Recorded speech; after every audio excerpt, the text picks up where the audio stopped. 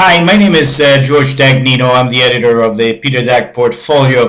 This presentation was made in November 2011 in the midst of the European crisis. So this presentation is about Europe, the business cycle, and how to invest your portfolio right now.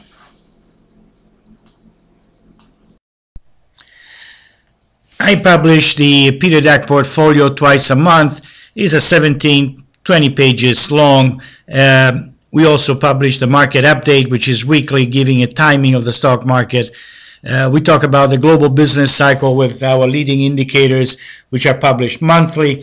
And then we present what we do for model portfolios.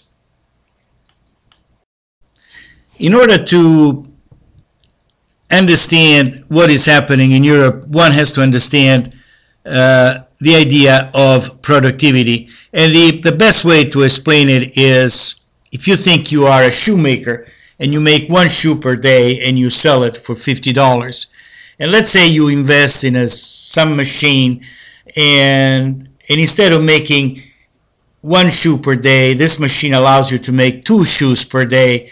Now your income rises to $100 per day. So really, by increasing your productivity, in fact, by doubling your productivity, your income has doubled from $50 to $100. So the important thing here, the concept is that by improving your productivity, you also improve your income. And when you add all the populations together, by increasing the productivity of the country, you increase the income and the purchasing power of the country, that is, its wealth. And this is what I've said in the previous slide. Rising productivity translates into rising income and to higher purchasing power for the country.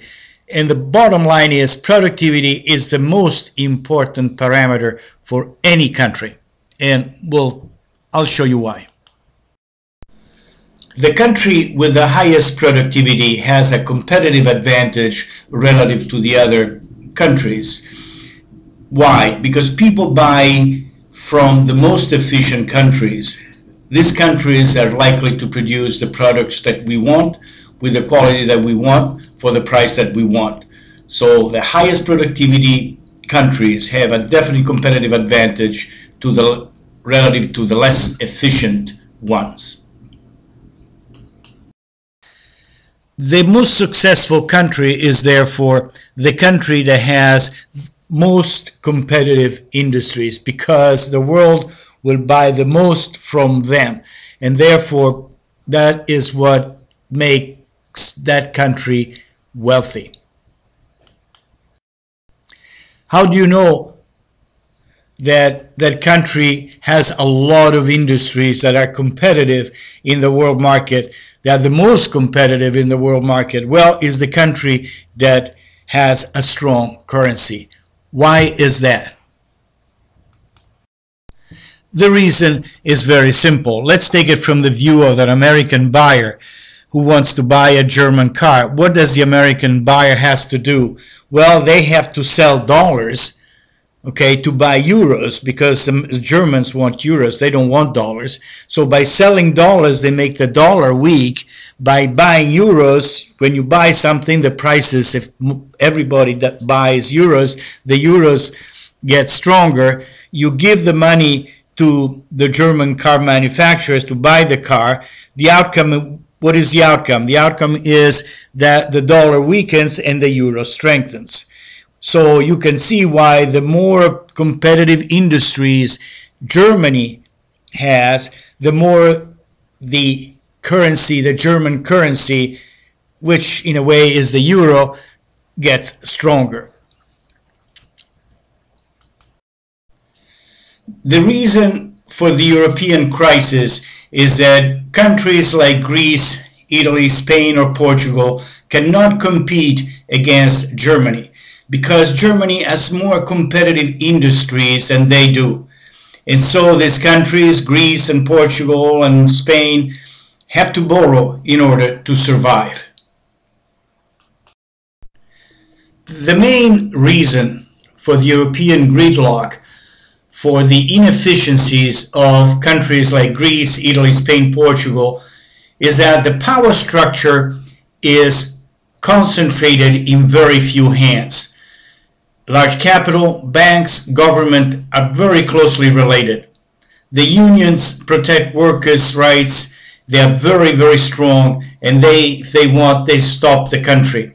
And then there are the guilds, that they protect the various sectors of the economy, making very difficult to start new businesses and to find jobs.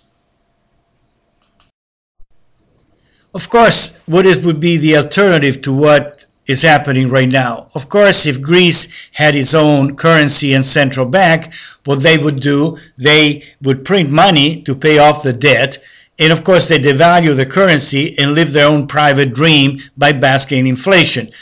Of course, their interest rates would be probably close to 6, 7, 8%. The reason Greece wanted to be part, like Italy and like Hungary and all these countries want to be part of Europe. Why? Because so they can borrow at the rate that Germany is borrowing. And it's not working because they are not producing the wealth to pay the interest on their debt. And above all, to compete against Germany. The same developments that you see in Europe, you can see it in the United States as well. Of course, in a much minor scale for a host of reasons. But when people go from Ohio or New Mexico and they go to New York or Connecticut, they find life much more expensive in those states. Why? Because those states have a much higher GDP per capita. And the reason they find life more expensive is because the New York, Connecticut, Delaware, and so on produce much more wealth per person than Ohio. And therefore, since there is more wealth, the standard of living is much higher. The lesson we can learn from Europe, and in a minor scale from the United States, is that purchasing power depends on competitiveness, depends on the number of industries in that countries that are competitive on a global scale. And the second lesson is that the markets always win. The markets always will reward the countries which are highly competitive and punish the countries that are less competitive, like Italy, Spain, or Greece.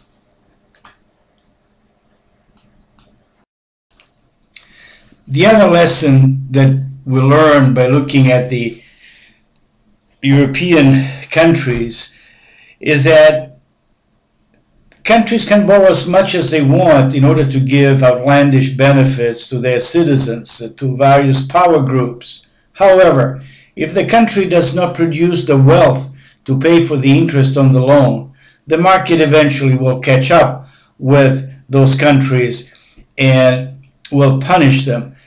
And this is what has been happening in Greece, in Portugal, in Spain, Italy, and Ireland.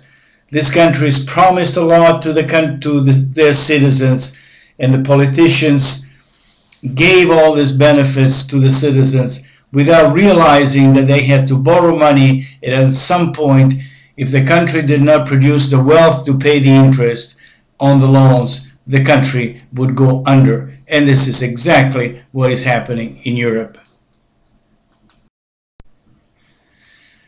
There is no question these are uncertain times. The issue is how to invest money. What is a strategic framework to guide us in our investment strategy? This is what I'm going to discuss next.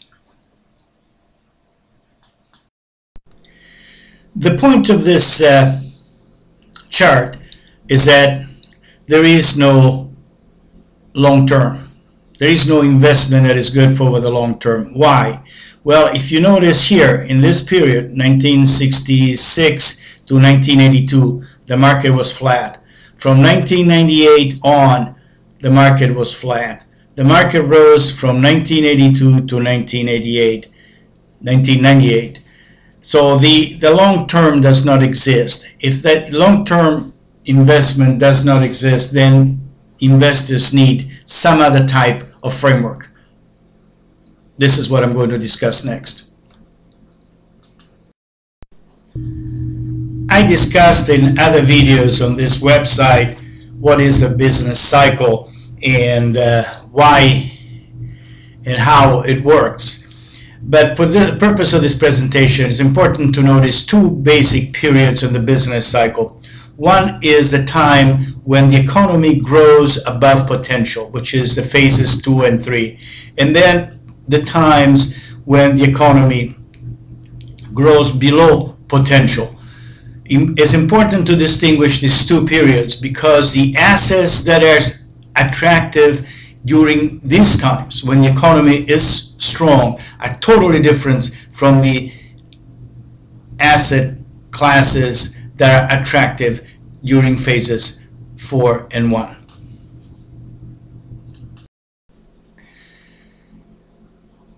The business cycle is driven by business decision, and as I said in the previous slide, above or below average growth drives profits and asset prices such as commodities, hard assets, interest rates, stock prices, and everything. So it is important to distinguish in what period of time are we living in. Is it strong growth above average or slow growth below average?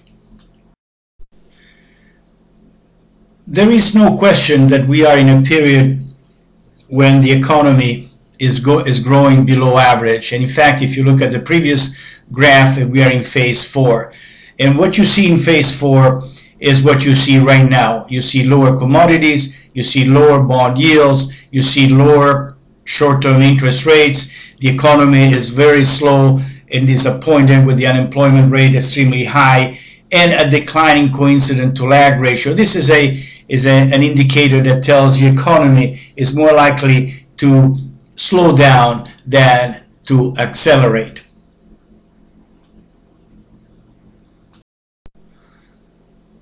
What makes this period extremely unique is the behavior of short-term interest rates relative to inflation, and that is of real interest rates.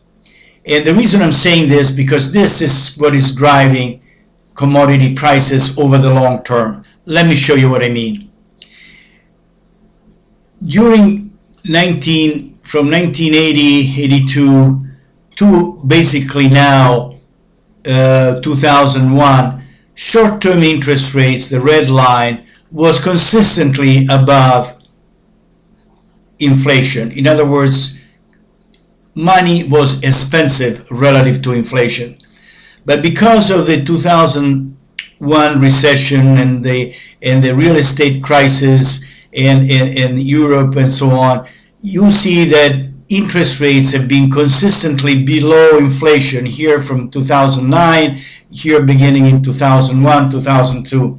And this is what started the major bull market in commodities.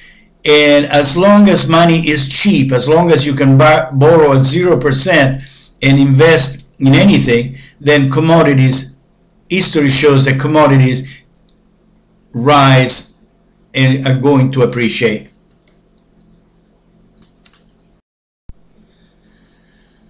Another important consideration is that since 2002, when interest rates, I showed you in the slide before, short-term interest rates went drastically below inflation, commodities started being highly correlated with the stock market. In other words, the stock market moved up, commodities went up. The stock market went down, commodities gone down, and so on. So as long as we see commodity real interest rates negative, that is with short-term interest rates below inflation, this pattern is likely to continue.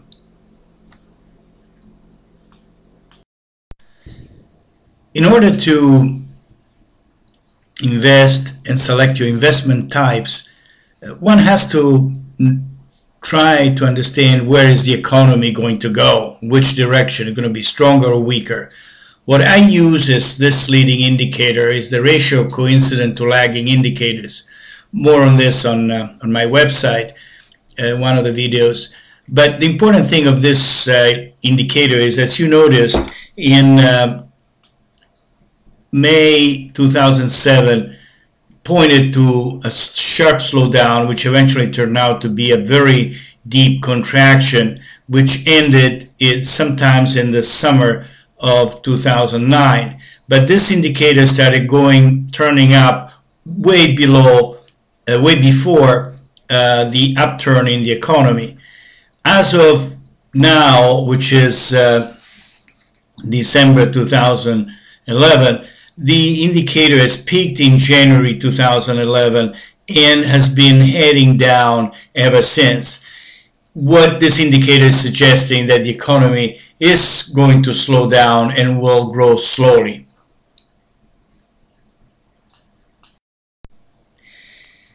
This is a very interesting chart because it shows how commodities, the CRB Raw Industrial Index, which excludes, by the way, gold and crude oil, has been trending up since 1974. It is important to notice that since 2001, when real interest rates were so low, with interest rates below inflation, commodities started soaring. So yes, the trend of commodities is up as long as money is cheap. But what you have to notice is these bumps here in 1989, again in 1995-97, in 2007 when we had the recession, and now. As you notice, commodities decline, or they're weak and peak and then decline when there is an economic slowdown. So the previous chart was saying to be careful because the economy was going to slow down and grow very slowly, and sure enough, commodities have been heading lower. In the next chart, I'm going to show you how commodities behave during a period of recession and then recovery. In order to make my point, I'm going to show you, which is, you don't buy commodities during a period of slow growth. I have to show you these numbers. The first number shows the gain or loss since the peak of the market in 2007, just ahead of the 2008-2009 recession, until 2011, which is well into the next expansion. The second number shows the loss or gain from 2007, the peak, to the bottom of the market in March 2009. Let's see what happens to commodities during these times. This is how commodities behaved from 2007, the peak of the expansion, to 2011. The index, commodity index, rose 31.6%, so very strong commodity from the peak of the expansion, recession, and then well into the expansion. They grew at 31.6%. Oil grew 47.5%. Metals grew 41.7%. Industrial stock 13.5%. Energy, which is the XLE, energy stocks 36.8%. Gold rose 30.5%, and S&P 500 rose 5.1%. The point is that from 2007, the peak of the expansion, to 2011, commodities were very, very strong and outperformed by a wide margin the S&P 500. However, from the peak of 2007 to the end of the recession in 2009, look at what happened to commodities. The index dropped 9.4% during that period, that is during the period of recession. 41.7% oil. Metals declined 42%. The industrials declined 40.7%. Energy 28.9%. Gold rose during the recession, and the S&P 500 declined 30.7%. What is the point? The point is that do not invest during recessions or during period of slow growth in commodities, because you see they all have substantial decline during those periods. The bottom line is commodities are a good investment when the economy is strong, not when the economy is weak. And this is what I said in the previous slides. Commodities perform well during periods of low real interest rates because money is cheap when interest rates are below inflation. Bet on commodities because commodities are going to go up. Beware of commodities when instead interest rates are above inflation. Commodities are volatile. In other words, if you invest in commodities during a period of slow growth or in a recession, you're going to lose a lot of money. They decline sharply in phase 4 of the business cycle, which is where we are now when this presentation was recorded. Commodity stocks behave, or commodity sensitive stocks like Caterpillar. Caterpillar is commodity sensitive because they produce equipment to mine various metals or various commodities. But you see, when there is an economic slowdown, as in 1998-99 or 2007-2009, or during 2011 when there was a slowdown, even commodity sensitive stocks do not perform well when the business cycle is in phase 4. In other words, the phase where the economy is growing very slowly. The purpose of this chart is to show you how different sectors of the market behave during periods of expansion and contraction. And this chart goes from 2007, the peak of the economy. Then you have the recession in 2009, the market bottom, the economy started growing strongly, and then around here there was a period of slowdown towards the first half of 2011. And this is how various sectors performed. The most attractive, the strongest, is McDonald's. Look how little volatility this stock has. Is depending on, obviously it's a solid company, strong management, and the products are consumers oriented, and look how stable the behavior of that stock price even during the recession. IBM is another solid company. Technology is a little more volatile here during the recession, declined more sharply. Southern Electric is an electric company, is a utility. Look how smooth the action of the stock is.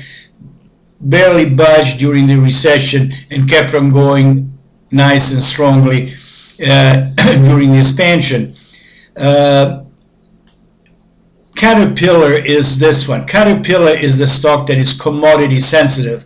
Look how sharply declined during the recession, and of course rebounded strongly. But when all is said and done, you had a lot of volatility, but at the end it behaved, returns were similar to Southern Electric.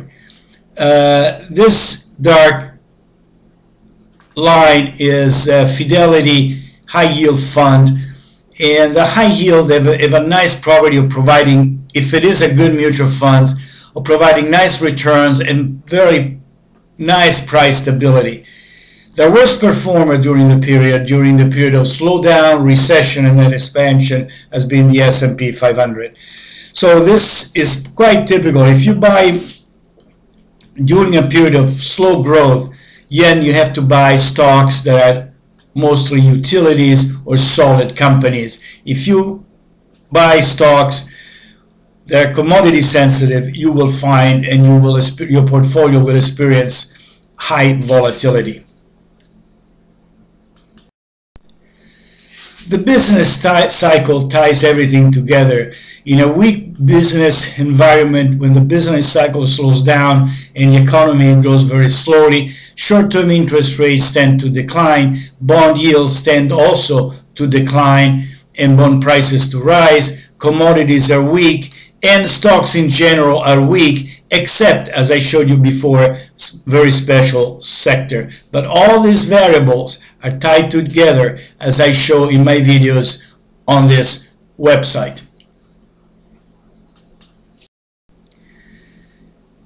I add this chart because I had get many questions. Why do you talk bonds? Because you buy bonds not for safety, but you buy bonds for capital appreciations, not for income. I have more on this subject on this website. I have several videos on the subject. What is the investment process that I follow, and I think all the professionals do? First of all, you have to recognize what is the trend of the economy. Is it going to be strong, or economy is going to be weak? Then what is the trend of interest rates? Are interest rates above or below inflation? What are your odds of being right? And then based on how you answer all these questions, you have to decide on which asset classes you have to invest. But before I go into what kind of asset class you should buy, it's very important that you listen to your portfolio. The portfolio measure its performance and try to understand what it's trying to tell you. First of all, too much diversification is not a good idea, because if you own too many stocks, you might as well buy an index ETF, an index fund. Invest in very few positions. Focus on a very specific strategy and sectors. Remember that brokers are not money managers. I have several clients telling me, but my broker did this or my broker did that. They are not money managers. They are there to advise you which stocks you should buy and sell, but the final decision on how to manage your portfolio is yours. Measure the performance of your portfolio. The more frequently, the better it is. Every week, at least. Manage the value of the portfolio, not each position. If you're losing money or making money, then you have to act and decide to stop the loss. If you're making money, find out why you're making money, and that tells you where you should focus your attention, your investment. Finally, be flexible. There are times when you have to follow strategies that are associated with strong economic growth. Other times when the economy is weak, you have to change your portfolio. So your investment strategy has to have flexibility. Which sectors you should invest in a weak economy, when the economy grows very slowly? The typical investments are associated with health services, utilities, insurance, banks, regional banks, brokerage houses, staples, consumer discretionary, real estate, REITs, trust, private equity. Mostly stocks that have a nice, interesting yields. But as you can see, these are what they're called sectors that are considered defensive. Of course, the banks and regionals apply under normal circumstances, not what we are experiencing since 2009. When the economy is strong, that is, the business cycle is telling you that the economy is growing well above potential, then what you want to invest is in commodity sensitive stocks, in metals and mining, energy, electronics and internet, because the industry needs to improve their efficiency, computer software and service, and conglomerates.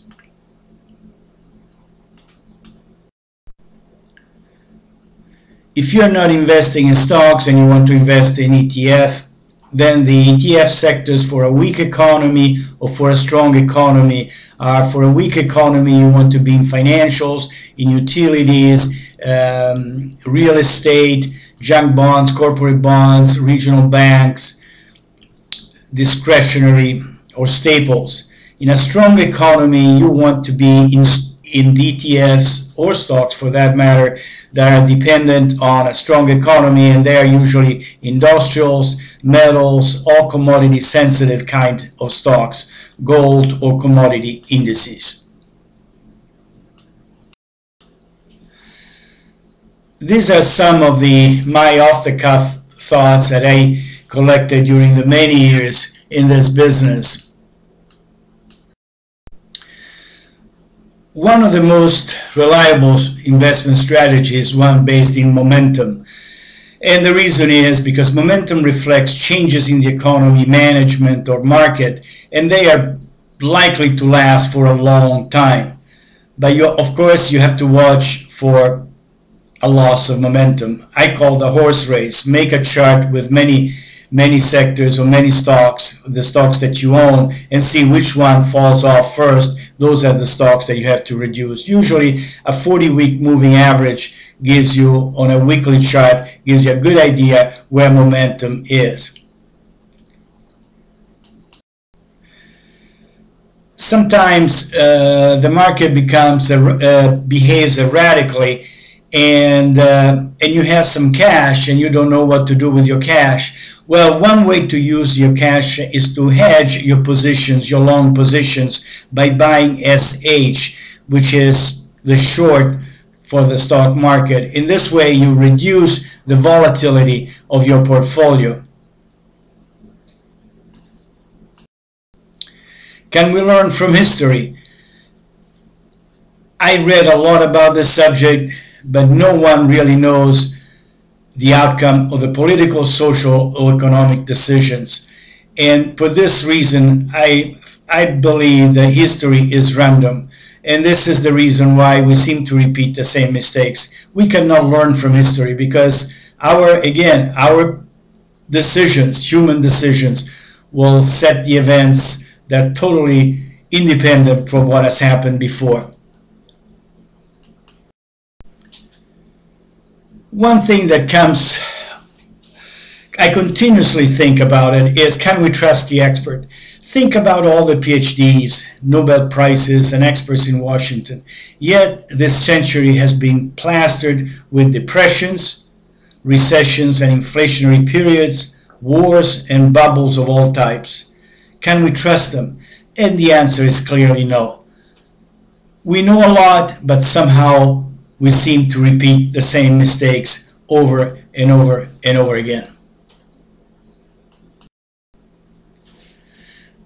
The reason history doesn't repeat itself because the name of the game is power and wealth.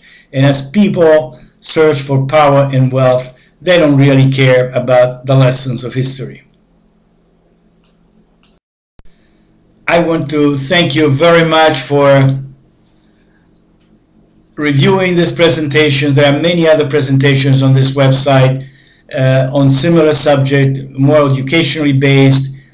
And again, no, this is not my boat. I wish I had, but that's my dream. Look how beautiful it is, that power. You know, these boats go faster than the wind. Unbelievable. Okay, hope to see you soon. Bye-bye.